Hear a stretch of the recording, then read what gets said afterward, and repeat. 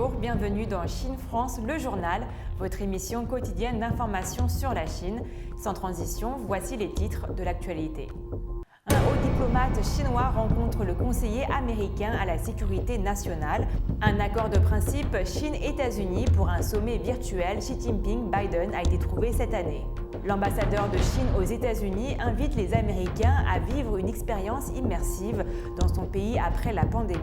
Carrie Lam dévoile de nouvelles mesures pour renforcer les atouts financiers de Hong Kong. Le commerce chinois des services continue de croître au cours des 8 premiers mois. Le Tibet compense 960 millions de yuans pour les pertes causées par les animaux sauvages. La Chine et les États-Unis sont parvenus à un accord de principe pour la tenue avant la fin de l'année d'un sommet virtuel entre les présidents Xi Jinping et Joe Biden. Cette annonce fait suite à une rencontre mercredi 6 octobre à Zurich entre Yang Jiechi, membre du bureau politique du comité central du Parti communiste chinois, et Jake Sullivan, conseiller américain à la sécurité nationale. Cette annonce intervient après la rencontre à huis clos à Zurich, en Suisse, entre Yang Jiechi, membre du bureau politique du comité central du Parti communiste chinois, et Jake Sullivan, conseiller américain à la sécurité nationale, qui se retrouvaient pour la première fois en face à face depuis des échanges en Alaska en mars dernier. Le rendez-vous s'inscrivait dans le cadre de la promesse de Pékin et de Washington de favoriser leur dialogue sur fond de rivalité stratégique croissante et de divergences sur un éventail de questions. Yang Jiechi et Jake Sullivan ont eu pendant 6 heures des discussions constructives et franches, ont rapporté les deux camps. Le ministère chinois des Affaires étrangères a rapporté que Yang Jiechi a déclaré à Jake Sullivan qu'une confrontation entre la Chine et les États-Unis nuirait gravement aux deux pays et au monde entier. Les deux camps ont accepté de prendre des mesures pour renforcer les communications stratégiques, gérer les divergences de manière appropriée et éviter tout conflit ou confrontation, a-t-il dit dans un communiqué. Dans l'esprit de la conversation téléphonique qui a eu lieu le 10 septembre entre les chefs d'État chinois et américains, les deux parties ont convenu de prendre des mesures pour renforcer leur communication stratégique, de gérer leurs divergences de manière appropriée, d'éviter la confrontation et les conflits, de chercher le profit mutuel et les résultats gagnant-gagnant et de travailler ensemble pour remettre les relations sino-américaines sur la voie d'un développement sain et régulier.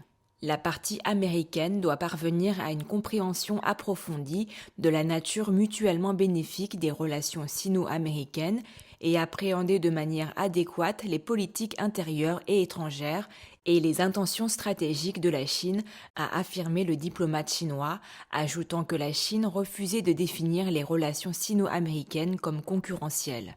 Il a déclaré que la Chine attachait de l'importance aux remarques positives récemment émises par le président américain Joe Biden au sujet des relations sino-américaines. La Chine a notamment pu constater que la partie américaine avait déclaré ne pas vouloir contenir le développement de la Chine et ne pas chercher une nouvelle guerre froide.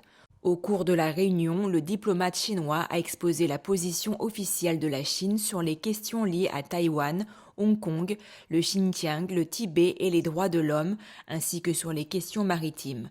Il a exhorté les États-Unis à véritablement respecter la souveraineté, la sécurité et les intérêts de développement de la Chine et à cesser d'utiliser ces questions pour s'ingérer dans ses affaires intérieures.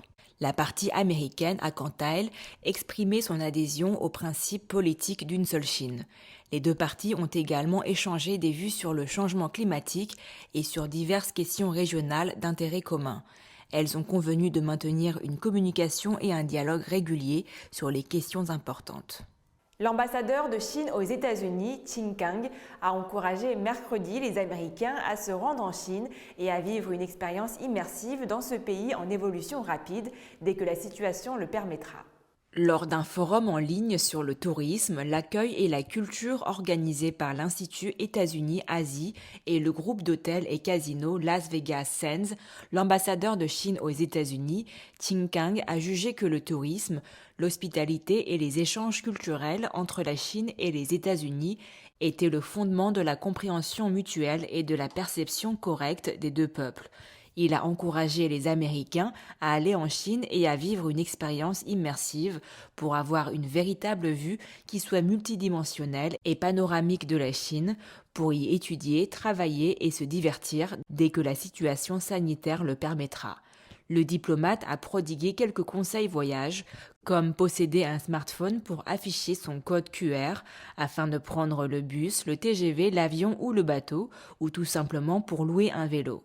Comme de nombreux Américains ne peuvent pas visiter la Chine physiquement en ce moment en raison de la pandémie, l'ambassadeur leur a suggéré de faire bon usage des ressources en ligne, de visiter virtuellement des lieux d'intérêt comme la Cité interdite, de s'essayer aux achats en streaming et d'améliorer leurs compétences en chinois avec des applications d'apprentissage interactives. Carrie Lam, la chef de l'exécutif de la région administrative spéciale de Hong Kong, a dévoilé le 6 octobre une série de nouvelles mesures visant à renforcer le statut de Hong Kong en tant que plaque tournante financière mondiale, notamment l'amélioration du régime de cotation du marché boursier et la facilitation des flux transfrontaliers du renminbi. Dans son discours politique de 2021 prononcé le 6 octobre lors d'une réunion du Conseil législatif, la chef de l'exécutif de Hong Kong, Carrie Lam, a déclaré que malgré des défis sans précédent au cours des 2 dernières années, le système financier de Hong Kong est resté stable et les affaires ont été dynamiques. Elle a indiqué que le gouvernement de la région administrative spéciale de Hong Kong aidera Hong Kong Exchanges and Clearing Limited à améliorer le régime de cotation et à en établir un pour les sociétés d'acquisition à usage spécial. Selon elle, des efforts seront déployés pour élargir les canaux de circulation des fonds transfrontaliers en renminbi et développer des produits et des outils offshore en renminbi. Par ailleurs, elle a déclaré qu'Hong Kong incitera davantage les bureaux de gestion de patrimoine à y établir une présence en envisageant des allègements fiscaux. De même, le gouvernement de la région administrative spéciale de Hong Kong soutiendra Hong Kong Exchanges and Clearing Limited dans la promotion de la coopération avec le marché à terme de Guangzhou dans le développement de produits financiers liés au commerce des émissions de carbone, a poursuivi la chef de l'exécutif, qui a dit espérer un rôle plus important de Hong Kong en tant que centre régional de la finance verte et durable. Enfin, a ajouté Carrie Lam, Hong Kong explorera également avec la partie continentale de la Chine la formation d'un réseau de bacs à sable ou sandbox à guichet unique pour permettre aux institutions financières et aux sociétés d'information et de technologie du Guangdong, de Hong Kong et de Macao de tester des applications de technologie financière transfrontalière. Le terme sandbox désigne en sécurité informatique un mécanisme utilisé pour diminuer les risques pour un système d'exploitation lors de l'exécution d'un logiciel. Dans l'univers du web, le terme évoque l'environnement qui permet de tester des logiciels ou des sites web. Le discours politique de 2021, le 5e depuis l'entrée en fonction de la chef de l'exécutif de la région administrative spéciale de Hong Kong en 2017, a notamment porté sur le renforcement de l'économie de Hong Kong, la lutte contre une pénurie de logements persistante et l'incitation de Hong Kong à mieux s'intégrer dans le développement national.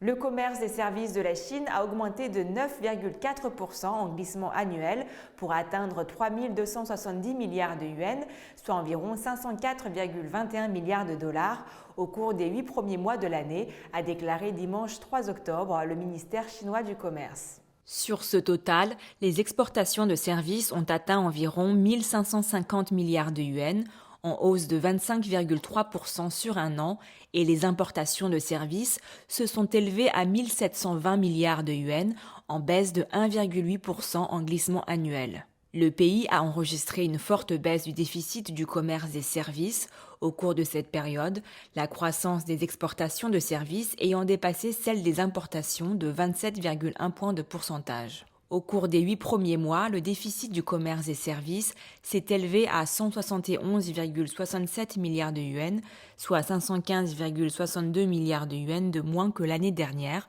selon les données du ministère. Par rapport à la même période en 2019, le commerce des services a chuté de 8,4%, avec les exportations de services en hausse de 22,6% et les importations de services en baisse de 25,4%.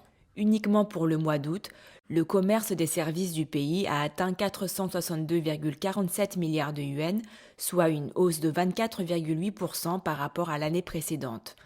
Le commerce des services à forte intensité de connaissances a augmenté entre janvier et août pour atteindre près de 1 480 milliards de yuans, soit une hausse de 12% en glissement annuel. Ce chiffre représentait 45,1% du total des échanges de services. Les exportations de services à haut niveau de connaissances ont augmenté de 16% par rapport à l'année précédente, à 803,82 milliards de yuans, ce qui représente plus de la moitié du total des exportations de services, tandis que les importations de services à haut niveau de savoir ont augmenté de 7,5% à 671,6 milliards de yuans.